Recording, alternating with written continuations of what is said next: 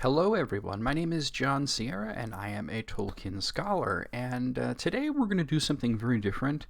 We're going to do sort of a reaction and analysis, the first in a series of Tolkien adaptations. And we're going to kind of go in order of all the adaptations of J.R.R. Tolkien's work, from Hobbit, Lord of the Rings, and such throughout the years. And we're starting with a really, really interesting piece here, which is The Hobbit, but not the one you might be thinking of, not the one from the 70s made by Rankin and Bass. This was actually 1966. There was an animated film based on The Hobbit. It's about 12 minutes long. It bears very little resemblance to the actual story. It's what is known in the Hollywood industry as an Ashcan. Which is a film that is produced merely to hold on to certain rights before they could lapse. And there's rules and regulations and laws about how these things work. In this case, it had to be shown to a paying audience at least once. It was shown in a projector room in New York City where a whole bunch of people were given dimes, and then they had to give the dime back, and that was the payment to see the film. Like I said, it's about 12 minutes long. It's barely animated at all. It is an animated film, but it's barely animated. So I'm going to be sort of doing a reaction to it, but we're not just reacting. I just want to get this, since this is the first in the series, I want to talk about this in depth here. I am going to be pausing at several points to give my thoughts. If you're wanting to just watch it, you should do that, but this is not going to be me just sitting back and maybe making a comment and everything. We're going to be pausing. We're going to be talking about things. I have the book here just to show you. This is my old copy of The Hobbit. I'm not quite sure what happened here. It's the strangest thing. There's like words. It almost like words here. It was in the same box set as The Lord of the Rings, and they're all fine, but The Hobbit is kind of messed up a little bit. But anyway, just to let you know, if you really do want to watch like the films or whatever, you can find them elsewhere, and if you want to watch somebody just doing a pure reaction, there are people that do that. We are going to be doing the Rankin Bass cartoons and the Ralph Bakshi cartoon and the live action, the Peter Jackson stuff, the Amazon series. I plan on doing everything. Not all in one video, of course. They'll be broken up, but since this is a pretty short, it's a short film. It's only 12 minutes long. We're going to do it all in one video. So this is The Hobbit from 1966. It's not very good. It's not very close to Tolkien's work, but I will be pausing here and there to talk about it and to give you my analysis of it as a Tolkien scholar. So let's come over here. Now, I just want to tell you that this was thought lost for the longest time because Ashcan films are very rarely preserved because they're not created to be preserved. They're not created for anybody's enjoyment. They're just created to hold on to rights. They're created as a legal measure, a loophole. But this was found in around 2002, I want to say. And you can watch the whole thing on YouTube because I don't think I don't know if it's copyrighted or not. It doesn't really matter since I am doing an educational analysis, and that falls under fair use, of course. But it is on YouTube. That is where I'm watching it. The quality is not the greatest, but when you're dealing with a work such as this, you don't really need it to be in HD. So, very, very Arabian-looking architecture on these structures here. I just want to point. This, to me, this doesn't look like anywhere in Middle-earth. It's certainly not the Shire. It's not Gondor. It's not Rohan. I don't know. Maybe this is Dale, but I never would have imagined seeing this kind of architecture in Rovanian. This was Dale, the city. It was Dale. See, I seen this once, but it's been a long time. So Dale was a city inhabited by men. It was straight to the south of Erebor. Erebor in Elvish means lonely mountain. Is lonely, and Ebor is like hill. As in Eru, he that is alone, the one, God, and all that. So I think you can see the mountain here. That might be the mountain. I don't know. The mountain had these spurs, these arms that would go out, and between the two, one jutting out to the southwest and one jutting out to the southeast, there was this city called Dale. Erebor is where the dwarves lived in the Lonely Mountain, and Dale was where men lived. And we know, of course, that Smaug comes in and destroys everything. Of golden bells in the time of Middle-earth. Golden what? Dale, the city of golden bells in the... It sounded like he said bells, but then there was like a D at the end, like bells. I'm not sure what he was saying there. And then he says in the time of Middle Earth. So Middle Earth is not a time. It's not like Middle Ages or medieval or anything like that. It is a continent. It is a location that is loosely based off of Europe, Africa, and Asia, all as one supercontinent. The portion of Middle Earth that contains the areas that we're familiar with, Arnor, Gondor, Rovanian, that is basically fantasy Europe. The Shire is England. Erebor and Dale, I think that they would be somewhere in Russia, actually, which is maybe why the architecture looks that way. Probably not. They weren't putting a lot of thought into this, but saying the time of Middle-earth is rather strange. Time of Middle-earth, before men came to power and ruined magic forever. Before men came to power, but Dale was a city of men. Erebor was a kingdom of dwarves, of course, and there are elves to the to the west in Mirkwood, and even further over in Imladris, and then there are hobbits and dwarves beyond that. There are men in the south. Yeah, there were definitely men around. It's kind of interesting.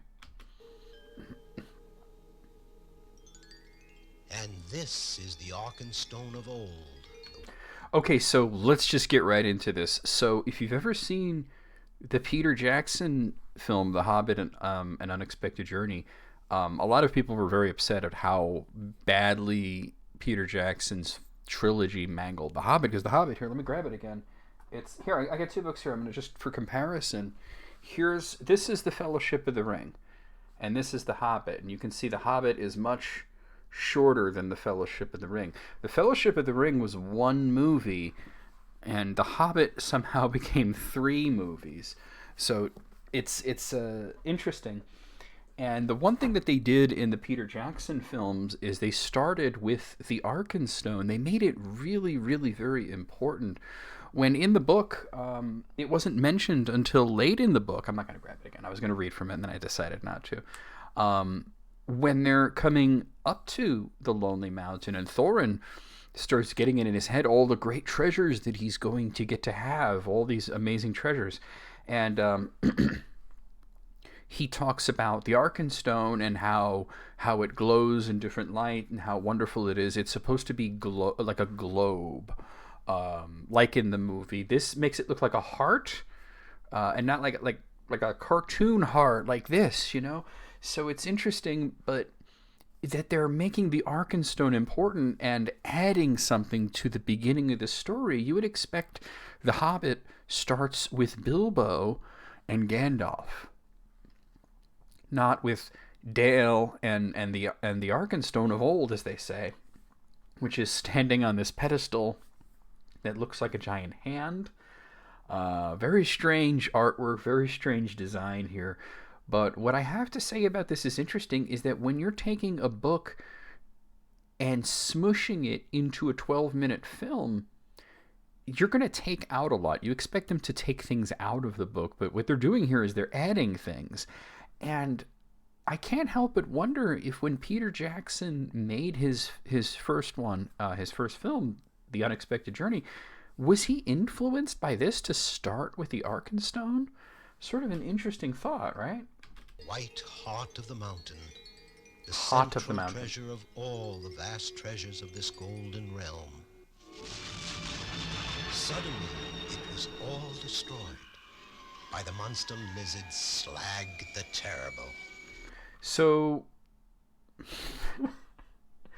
they're not really even talking about the Lonely Mountain or Erebor. They're just talking about Dale, and they made references twice to gold, almost like as if Dale was a mythical city of gold. There was a lot of gold in Erebor, in the Lonely Mountain, that they mined, but they keep mentioning Kingdom of Gold, City of Gold, and then we have the dragon, who's not even called a dragon. He's a lizard, and they changed the name Smaug to Slag.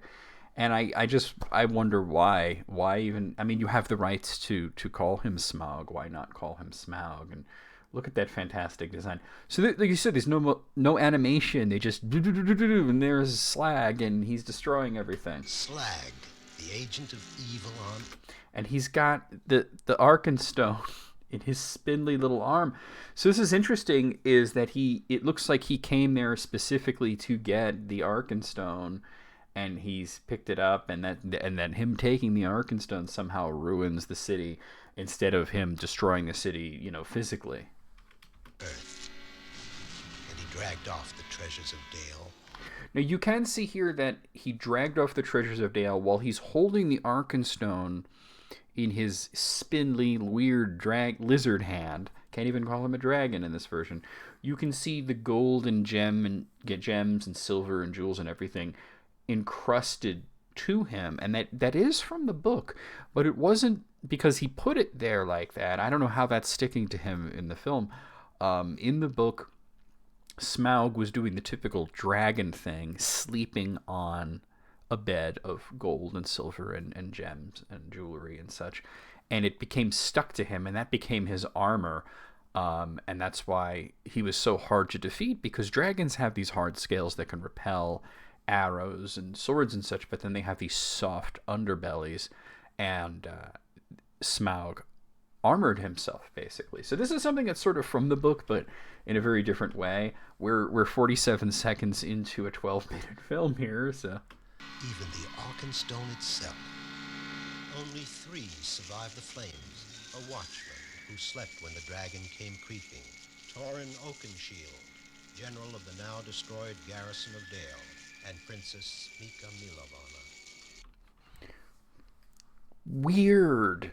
So they're saying that so first of all, they are basically saying that Dale is not a kingdom of men, or it wasn't a kingdom in that period in Tolkien. It was a city. It became a kingdom later. That they were dwarves, and that there were only 3 survivors. So you have a watchman who was asleep. I don't know why we have that guy.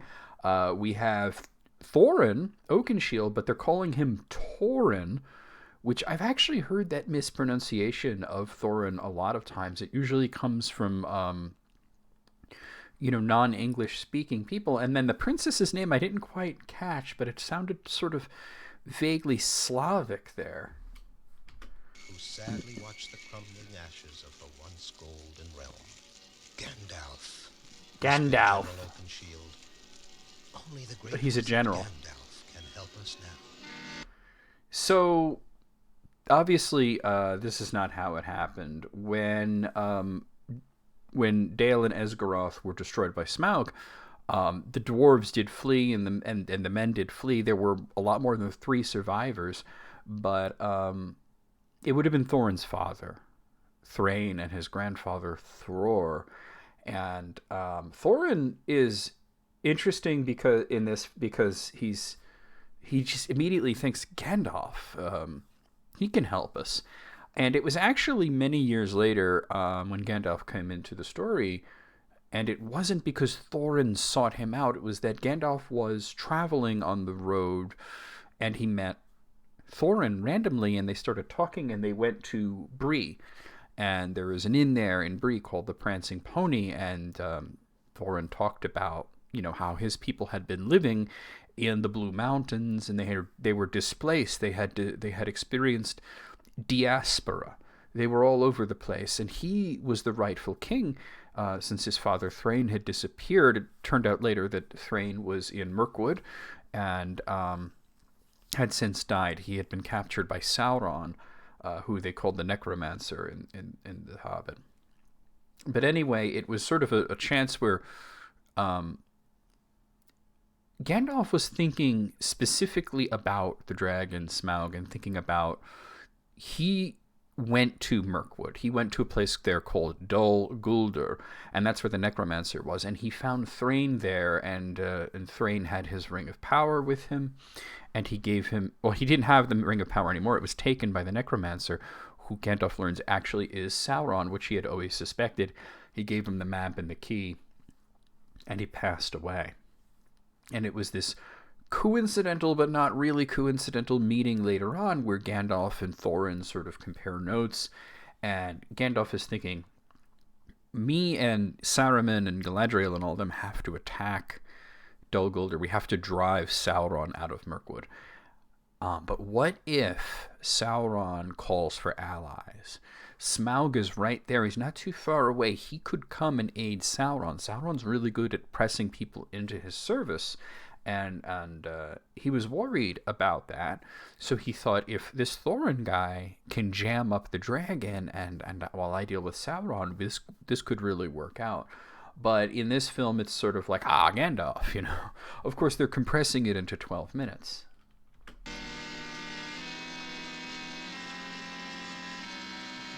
I wouldn't want to put Tolkien's name on this, but... Three ragged and weary survivors of Dale, the burned city of Golden Bells, came Bells, to the okay. lonely tower of Gandalf the Grey. So Gandalf has a tower. Gandalf the Grey has a tower. Gandalf doesn't have a tower in the books. He is a wanderer. He doesn't have a fixed address. He goes here, he goes there. When he needs to spend the night, it's with a friend such as Elrond or an inn that he can stay in. He doesn't have a tower. Saruman was the one with the tower.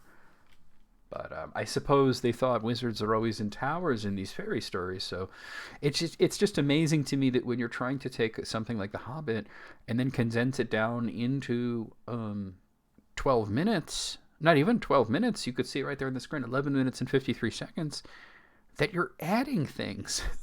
Why would you add anything? We haven't even gotten to Bilbo. To pass, said the great wizard, that Dale has been destroyed by slag, and that he nests on the treasure in the carved halls under Lonely Mountain, just as it is written in the great book. So there's a great book that prophesied this in this version. That's not something from Tolkien's work. Once again, they are adding things. Okay. Then it is clear that the time has come. Gandalf looking kind of weird. Hobbit. I need to run that back. First of all, Gandalf looks deranged. He's so strange looking. They did specify Gandalf the Grey. They said the Tower of Gandalf the Grey, but his robes are clearly blue. He's carrying a wand instead of a staff, and that's not that off, because in The Hobbit, Bilbo refers to Gandalf's staff at several points as a wand. But that's just what Bilbo's calling it. It actually should be a staff. It's but clear that the time has come. he says the time of the Hobbit. Time of the Hobbit. And then we have this, the happiest looking Hobbit possible, this big smile on his face, who seems to have slain Slag with a walking stick. So that's interesting. And then you've got these random runes or some sort of runic looking writing on the other side there. What's interesting though is that Gandalf, if we're basing this on the picture, he is reading this upside down, or perhaps he spun it around to show it to Thorin and the other two. I don't know. Hobbit. So this looks like the Shire. Okay. Treasure lived a certain hobbit. Like all hobbits, he's got the green door. Yeah, Bag End is not in an elevated position on the largest hill, sort of overlooking everything else, but now we're getting into something that's a little closer to Tolkien's work. Lived in a hole in the ground. It was a very comfortable hole, full of everything needed for a cozy, secure life. So, I mean, yeah, this is a fairly surprisingly good portrayal of what it would be like in Bag End. You see Bilbo there with he's got the hairy feet. He's reading a book. There's a fireplace. He's got all this stuff around. Yeah, no real complaints here. A far different sort of life than that of his great-great-great-great-grand hobbit. I've never heard that great-great-great-grand hobbit, and it's interesting. Sort of life than that of his because this is the picture from the book that Gandalf had with this very happy-looking hobbit slaying Slag, or I guess since this happened in the past, somebody like Slag with what appears to be a walking stick. So there was a lot in The Hobbit about Bilbo's ancestry. He had an ancestor named Bandobras Took, who was also called Bull Roarer, who was the largest hobbit ever. He could ride a horse. He went to war. He killed a goblin by cleaving its head off with his club, and he struck the goblin with the club, and the head went flying and landed in a rabbit hole, and that invented the game of golf, which in the world of Tolkien is named after the goblin that he killed, Gulfinbull. The Hobbit is a very goofy story, and I love it. But this is interesting. There was never anything about him having like an ancestor that would slay dragons or anything like that. So it's kind of interesting. Great-great-great-grand Hobbit. Grand Hobbit. This settled and satisfied. I can not read what that says, but it looks like the word Hobbit is. It looks like it says one Hobbit and... Does that say Sauron? It almost looks like it says Sauron. Also, it looks like Bilbo has a butterfly collection. Hobbit was named Bilbo Baggins. Also, I'd never noticed this before. Like I said, I've seen this once before when it sort of first hit the internet. Is Bilbo drinking espresso?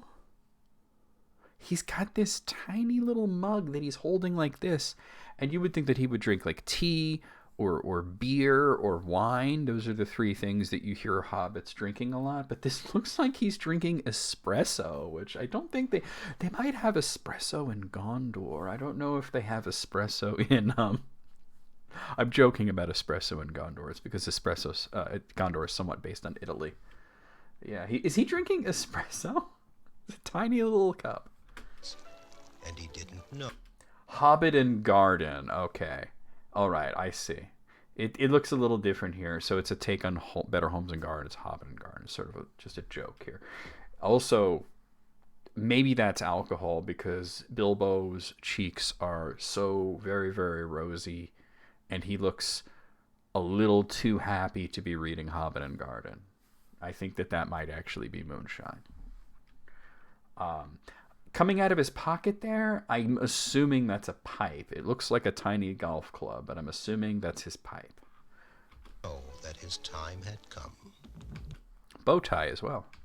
All at once they were there, eating his food, shouting for more, filling the air with terrifying words about dragons, fire, stolen gold, and death. I'll run it back. I don't know who you are. I don't know what you are all talking about, cried Bilbo Baggins.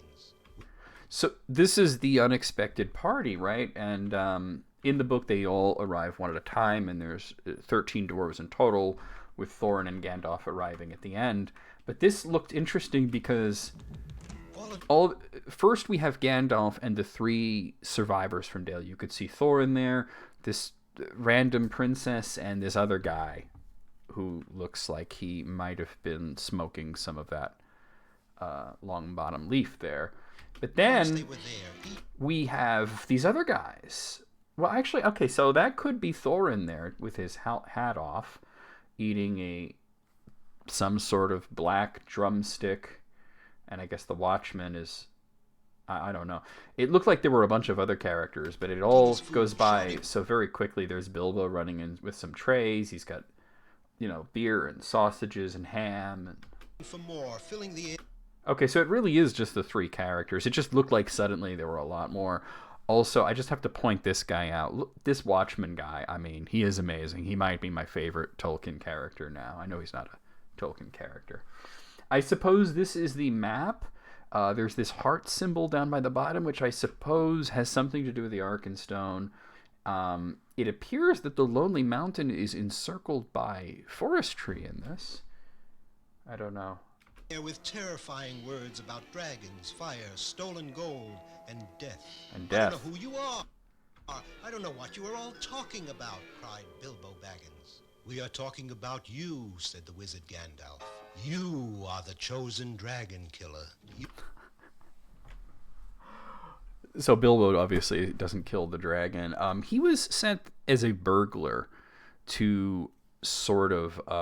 be the one that would sneak around and be the scout and the thief of the party, so to speak.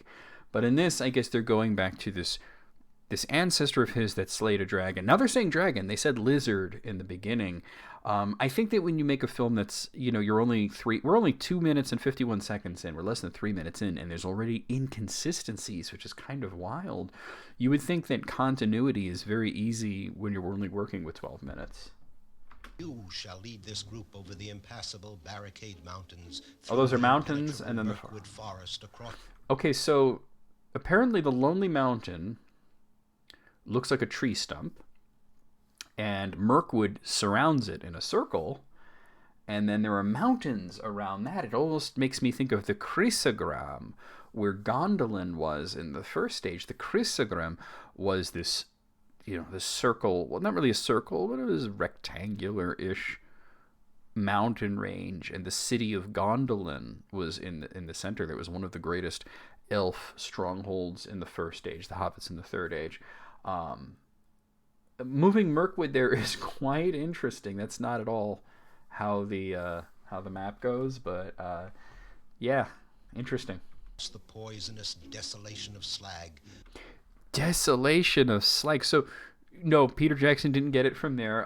It actually is in the book. If you look at the map, there is the area around the mountain, and it does say the desolation of Smaug, so that's where that comes from. So it's interesting how much they actually are taking from the books. The book, I should say, is just The Hobbit, and how much they're just making up. It's kind of amazing. To Lonely Mountain itself, wherein the horrid creature lies, you must creep into the deepest great chamber of the old jewel mines of Dale and kill the fire-spitting dragon Slag. So Dale is inside of the Lonely Mountain. Okay. Which is inside of Mirkwood, which is inside the Desolation, which is inside of Mirkwood, which is inside of this sort of different version of the Chrysogram. And it's interesting because why would Bilbo say yes in this case? There are reasons in The Hobbit why Bilbo agreed to be their burglar. They were sort of promising him a chance to prove himself, to have an adventure. That's something that he's dreamed about since he was little. They never talked about him actually slaying the dragon, and that he was the only one that could do this. And he doesn't slay the dragon. Bard slays the dragon.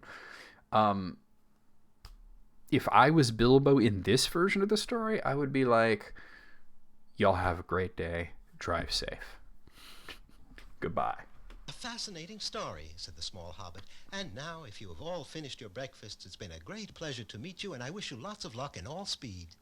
That was breakfast? But it is written in the prophecies, said General Torrin Oakenshield. He's a general, not a king in this. Without you. Then don't go at all, shouted Bilbo. Fair. Leave that old dragon be. The princess was furious and... Wait, is this how... See, like I said, I haven't seen this in a long time. So, Bilbo doesn't want to go, but there's a princess, and she might be fully cheeked up here. There was no princess in The Hobbit. So, yeah. Impatient with all this talk. Mr. Baggins, she shouted. She's angry. That dragon has killed my father and all of my people. Who? So she's the princess. If her father's dead, I guess that would doesn't that make her the queen? She also has the Arkenstone symbol on her chest, which is interesting. The proportions here, amazing. Her face is an onion. She basically has no torso. Her arms are two different sizes and are coming out of different parts of her torso, which is amazing when you draw such a tiny torso. Yeah, the art in this is not good. It's not good. She is wearing a crown, though, so I guess that's how you know she's a princess. But wouldn't she be the queen? It's just very strange. And she's angry. She's like, Mr. Bilbo, you need to come because the dragon and this and all that. But wow. He has burned... And I guess Thorin is not the king. He's just a general in this. ...to ashes my golden land of Dale. And this guy's sleeping. This is my favorite character here. He's the best character in The Hobbit. Better than Tauriel. Way better. Now he sits on our treasures and waits his time to strike other lands. Maybe even here. If you... What would the dragon want with the Shire, right? You are all afraid, then I shall go alone. Bilbo was shocked. He shouted at Gandalf, but this is crazy. She's only a child. She's a child? I mean, maybe compared to Bilbo. Bilbo's 50 years old. Also, Gandalf is holding a lollipop, it looked like. You can't let her face this journey, that dragon, alone. Correct. The great wizard agreed. Got him. I'm glad you see it at last, dear Bilbo. You can start first thing in the morning. But I thought they just had breakfast. And so they set out to follow the ancient map, leaving the comforts of Hobbiton behind and carrying barely enough food for the usual Hobbit between-meal snack. The conscripted dragon slayer and the 3 survivors of Dale struggled across the great barricades. I'm not going to make the obvious rush joke, but it seems that the Ring of Mountains is just directly outside the Shire. And obviously, when you're doing such a short film, you have to get him there very quickly. But there were a lot of things that happened after Bilbo left the Shire and before he got anywhere near the Lonely Mountain. You know, he met the elves and the spiders in the forest. His sword sting, Gollum, the ring. You know, obviously, I don't think we're going to see Gollum in this. Gandalf the Grey watched from his own distance. Gandalf the He Blue. knew well what terror waited along this craggy path. A crushed cabin burns a stolen lamb to feed groans. Huh? Oh, Wait a minute. Hold on a second. So the kindling for the fire is a crushed cabin. Those are the gloans, which are the trolls from The Hobbit. How big is that lamb? Right? How big are these trolls? It's kind of amazing. Or is it a tiny little cabin? Crushed cabin burns a stolen lamb to feed groans. Groans. Hungry brutes with skin as thick as bark. Bark. People meat is the...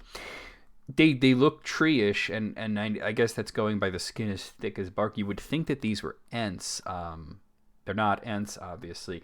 Originally, Tolkien had these idea of giants, which were called Ents. The word Ent means giant, and there were sort of 2 different types of giants, 2 different types of Ents. There were the stone Ents, and there were the tree Ents, and they were all sort of like villains until later on when he was writing The Lord of the Rings, and he, based Treebeard off of his good friend C.S. Lewis and made him a more benevolent figure and made the Ents, the tree Ents, better. The stone Ents, or just the stone giants, they only appear in like one brief scene in The Hobbit. But I would say it's interesting that the trolls, which are for some reason called groans, I don't know why they would change the name when they certainly have the copyright to adapt The Hobbit. They look very tree-ish in this. Their favorite food. The legends say that groans must be in their caves before sunrise, or they'll surely turn into dry trees rooted to the ground forever. So in the book, they turn into stone, and the reason that trolls cannot deal with sunlight is because they were created before the sun existed. So the sun sort of has an effect on them that their creator, Melkor, also known as Morgoth, did not think of. That's also why orcs generally don't like the sun. They're not killed by it. So they're sort of, like I said, they're making them more like trees than like anything, and they will turn into trees instead of turning into stone. Interesting that they mentioned that the lamb is their favorite food in the book. They were tired of eating mutton. They said they were sick of it, and that's sort of why they had an interest in eating Bilbo, because he was something new. There was a long night ahead, and this puny lamb would serve only as an appetizer. Puny lamb, I mean, it's the size of a house. As the unsuspecting travelers approached, the smell of roasting lamb was too much for the starving hobbit. He But seems the others, deranged. bigger and even hungrier, knocked him spinning wow. into a hollow log. So in the book, what happens is they notice that there are trolls there, and they sort of send Bilbo, since he is the scout, he is the thief, he is the rogue of the group, the burglar, to sort of scope out the situation. And he tries to pickpocket them, and then he gets caught because the troll's pocketbook speaks. He says, "Hey, who are you?" And then he gets caught, and then all the dwarves come to rush to his rescue, and they all get caught, and Gandalf gets the trolls arguing until the sun comes up. But this makes it seem like Bilbo was going there just because he was hungry, and that the other three were so much hungrier that they're like, no, move aside. We're going to take the food.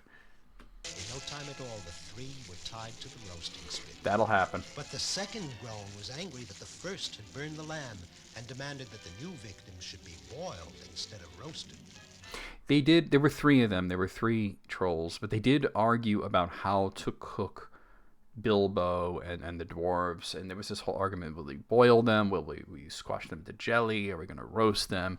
And Gandalf was sort of doing voices and making it seem like the argument would keep going until they lost track of time. The first groan furiously knocked the spit from the flames and shouted that the second should be happy to have people flesh at all. Now the Hobbit saw that he might save the others if he could just keep the brutish groans fighting among themselves. He was a good mimic, and he hoped the hollow log would amplify his small voice. I mean, this is what Gandalf did in the book, but Bilbo has to do it here because apparently Gandalf was so hangry that he got himself caught, which is interesting. You think that Gandalf would be able to handle himself here, but apparently not. The second groan's lips didn't move, but his voice seemed to shout. His lips didn't move because there's no animation. No stupid ape like you can tell me how to eat my food. Did the narrator just put his hand over his mouth? I mean, there are no voice actors in this. There's just a narrator saying what everybody's saying. But I think to do that, he just put his hand over his mouth. Who are you calling stupid, you ugly knothead? Roared the first. Soon the dull-witted groans forgot all about their dinner and were busily trying to kill one another. They fought and cursed each other through the night till the first rays of the sun caught them by surprise. Bilbo had tricked them, and now they would be rooted to this spot forever. 2 less groans and 2 more gnarled dead trees. Wow. As they moved forward again across the great barricades, the survivors had a new opinion of their small hobbit dragon slayer. Perhaps he might prove useful after all. And they just superimposed this image of Bilbo at home? Thought Tauren Oakenshield. Tauren, once Then, again. Suddenly, Bilbo was gone. Down through a crevasse with a soundless scream as the... Oh, this must be how they're going to put Gollum. Past the chewed rock tunnels of the hateful grablins who kill and eat Grablins? only for spite. Down I guess to goblins. the roots of the mountain. Down to where there is none but gloom. Gulum. Interesting. So Gollum is called Gulum in this. Like I said, I haven't seen this in a very long time. I don't remember much of it. And it's just suddenly he just falls in a hole and goes past goblins, which are called grablins, and meets Gulum. I don't think the ring is in this. Years before, It might be, but I think it's very different. Found what Gandalf the Grey still seeks, the One Ring of Power. Okay, it is the One Ring. But it's different in some way from what I can remember. On this black isle where the Hobbit had now fallen, and he had cringed. It's interesting that they call it the One Ring of Power. Obviously, this was made in 1966. The Lord of the Rings was out, but there was no indication that it was the One Ring until the Lord of the Rings. And it's sort of interesting that they're doing that because they don't really have the rights to do anything from the Lord of the Rings. But then again, nobody was really going to see this film. So Gollum looking very strange here. With his ring alone in the dark so long that he could speak only to his miserable self, Gollum. What horrid little nasty has come to steal our ring, my precious? We must squeeze it till it dies, yes? We Sounds like Gollum. Take our dearest ring, Gollum. So the sound they do, the Gollum, it is true that Gollum, his real name is of course Smeagol, and the Gollum thing came from the noise that he made when he coughed. Gollum, Gollum. And that's, people started calling him Gollum, and after a while, being under the Misty Mountains for so long, he forgot his name, so he called himself my precious, or he called himself Gollum, Bilbo did have the ring. Magically, the One Ring of Power had found its true bearer. So, a few things to mention here. Bilbo only has 3 fingers, which is interesting.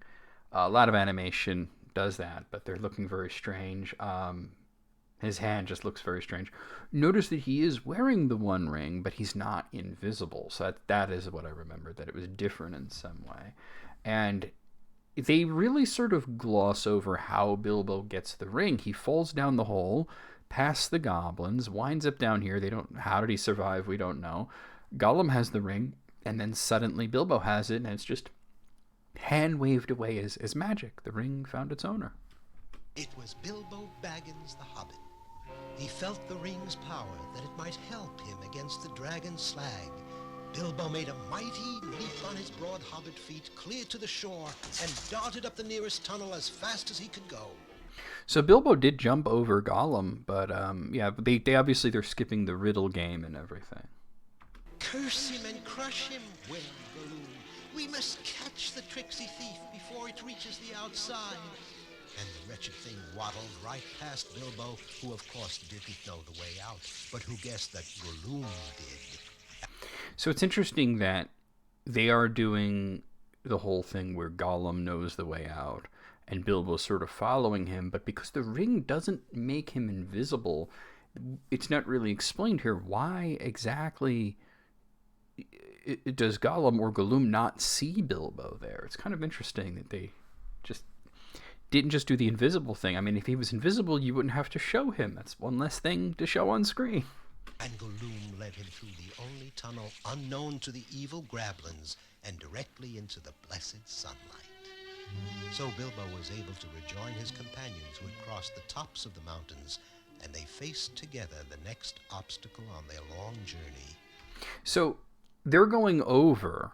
Bilbo falls in a hole, and they just continue onwards. I'm like, well, he'll catch up with us later. Mirkwood Forest. Entering Mirkwood was like plunging into a sea of trees and being unable That's to what a forest is. air. An eternal, endless forest whose You can see mists were as poisonous the as its spider vegetation. webs.